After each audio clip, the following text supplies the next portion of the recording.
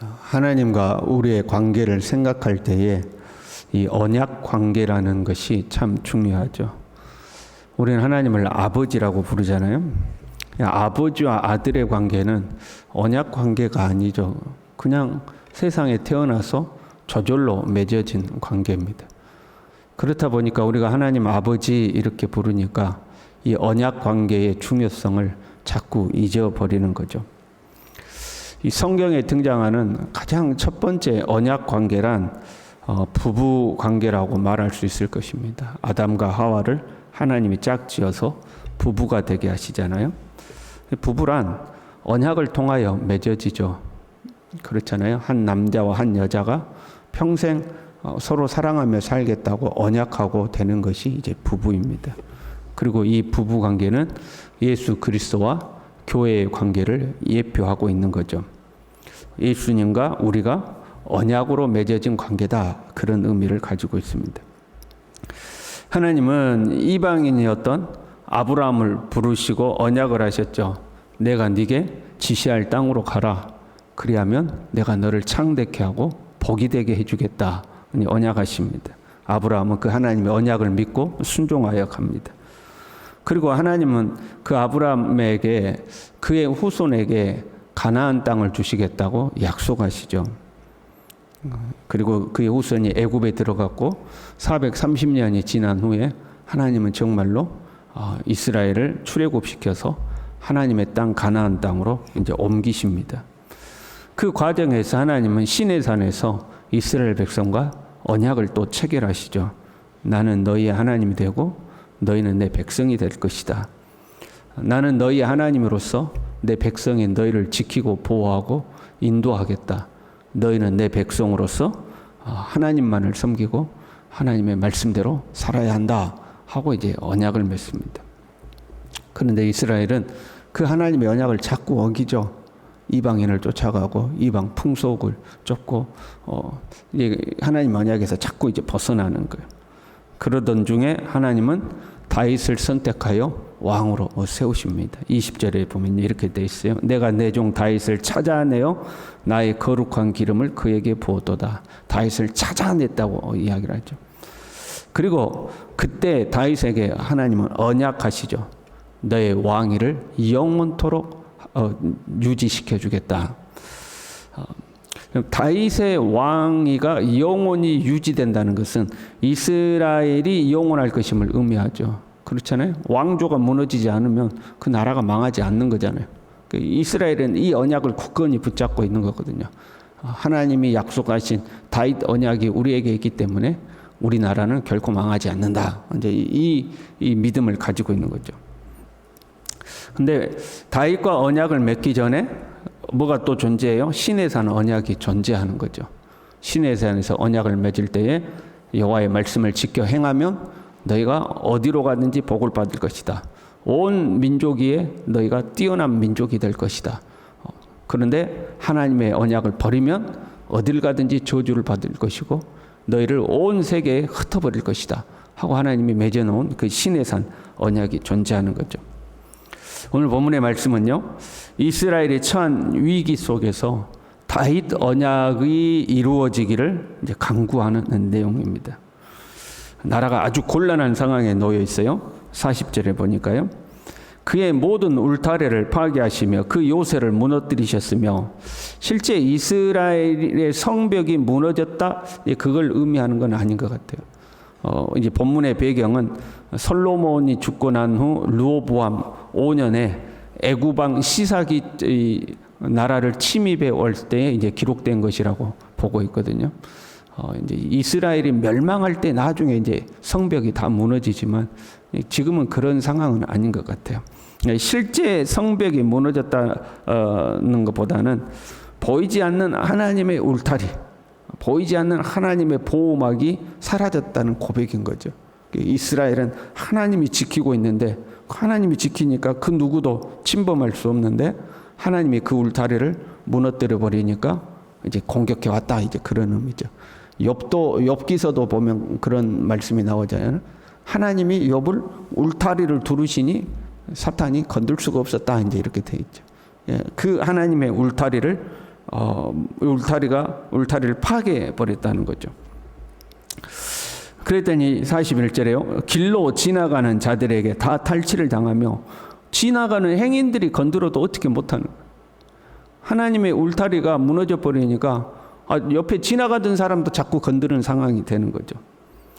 43절에요. 그의 칼날은 둔하게 하사 이 전장에 나가서 이 칼이라는 것이 예리해가지고 한번 탁 휘두르면 적군에게 아주 치명적인 이 상처를 줘야 되는 거잖아요.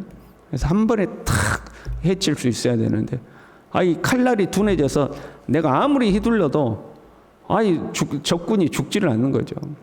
아무리 휘둘러도 그냥 상처도 안 나는 거예요. 그게 이제 칼날이 둔해져 버리는 거죠.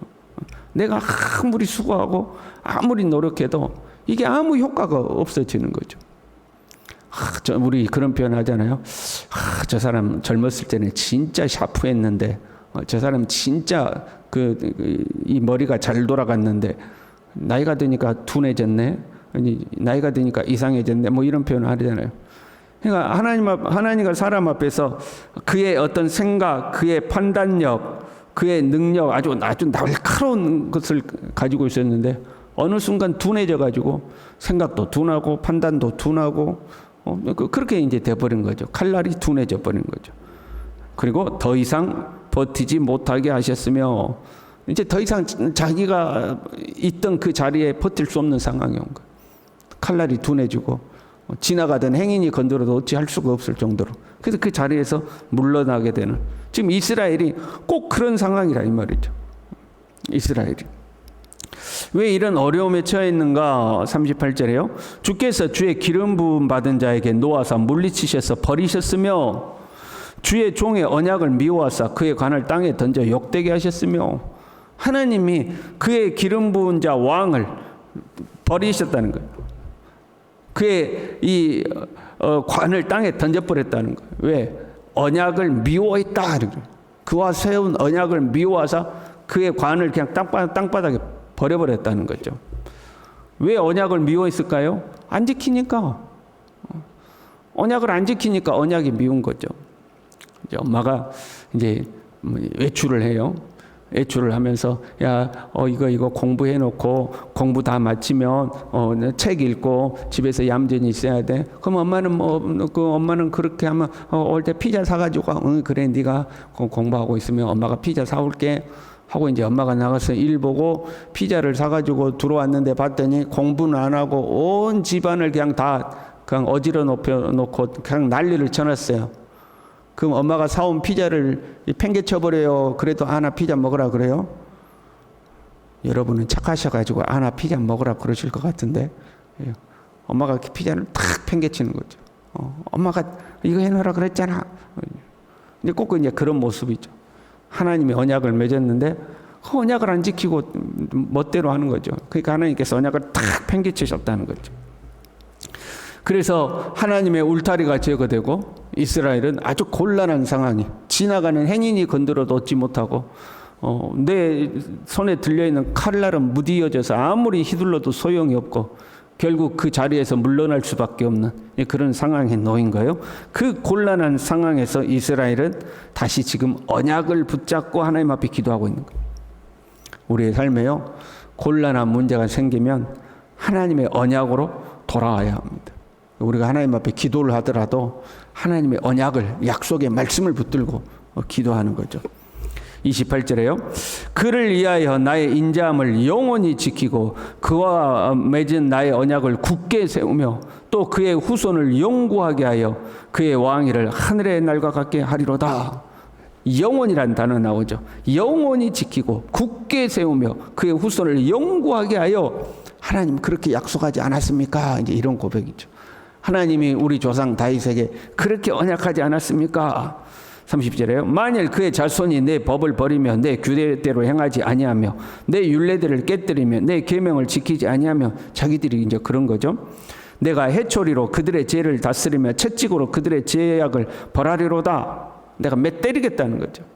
다윗의 후손들이 다윗처럼 하나님의 말씀을 잘 지켜야 될 텐데 오히려 안 지키고 언약을 깨뜨리고 율법을 버리고 계명을 어기면 내가 해초리 들여서 때리겠다 하는 거죠. 그러나 나의 인자함을 그에게서 다 거두지는 아니하며 나의 성실함도 패하지 아니하며 내 언약을 깨뜨리지 아니하고 내가 매를 때릴지언정 버리지는 않겠다. 그러면 내 말을 안 들어? 그럼 내가 매를 때릴 거야.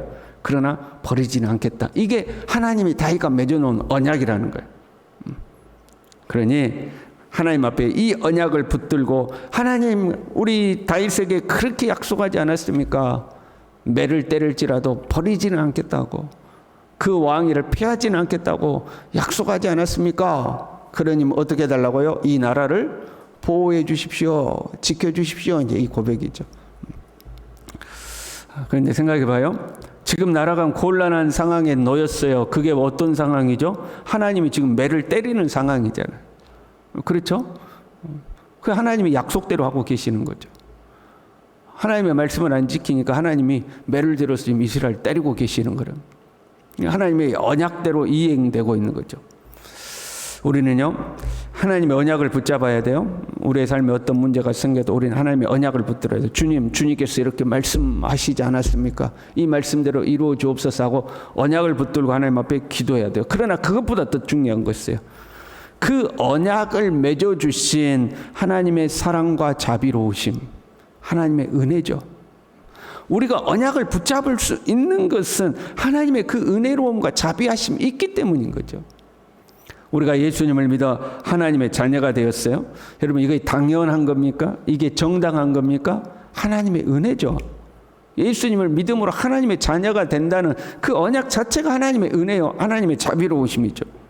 이스라엘이 시내산과 하나님과 언약을 맺었습니다. 그 자체가 하나님의 은혜인 거죠. 그것이 이스라엘이 정당하게 하나님 앞에 뭔가를 요구할 수 있는 게 아니다 이 말이에요. 그 언약을 맺어주신 것도 하나님의 자비로우심이죠. 다윗의 왕위를 영원히 유지시켜 주겠다, 그의 후손도 영구히 보존해 주겠다, 그 자체가 하나님의 은혜죠. 하나님의 자비로우심이죠. 하나님의 언약을 붙잡는다는 것은 약속하셨으니 이렇게 해주세요, 정당한 요구를 하는 것이 아니라 하나님의 은혜를 의지하는 거죠. 하나님의 자비로우심을 의지하는 것. 그래서 49절에요. 주여 주의 성실하심으로 다윗에게 맹세하신 그 전에 인자하심이 어디 있나이까. 주님의 그 인자하심으로 우리를 돌봐 주십시오 하는 거죠. 하나님이 주님의 인자하심으로 언약을 맺으셨던 것처럼 그 인자하심으로 우리를 돌봐 주십시오 하는 거죠. 우리는요, 말씀을 붙잡고 하나님 앞에 나아가야 돼요. 우리의 삶에 어떤 문제가 생겼어요? 하나님의 말씀을 붙들고 나아가는 거죠. 그러나 우리가 착각하면 안 돼요. 말씀을 붙드는 것이 하나님 앞에 말씀하셨으니까 이 말씀대로 하십시오 요구하는 게 아니라 이 말씀을 붙들고 나아가는 것 자체가 하나님의 인자하심을 의지하는 거죠. 하나님의 은혜를 구하는 거죠. 이 새벽에도 주님 우리에게 은혜 베풀어 주셔서 주님의 말씀대로 우리의 삶 가운데 하나님의 은혜와 복이 찾아오게 하옵소서 기도하는 저와 여러분들 될 수 있기를 바랍니다. 기도하겠습니다. 하나님 아버지, 주님의 그 은혜로우심과 자비로우심, 그 하나님의 풍성한 사랑을 의지하여 이 새벽에도 주님 앞에 나아갑니다. 자격 없는 자들을 불러 세워주시고 하나님의 자녀요 하나님의 백성을 삼아주신 이 하나님의 은혜를 의지합니다. 주님 우리를 붙들어 주시고 영원히 우리와 함께 하시며 결코 떠나지 아니하시겠다고 약속하신 주님의 이 은혜의 약속대로 오늘 하루도 우리를 붙들어 주시고 우리의 평생을 붙들어 주시고 우리의 가는 길을 인도하시며 우리의 삶을 축복하여 주시옵소서. 예수님의 이름으로 기도 올리옵나이다. 아멘.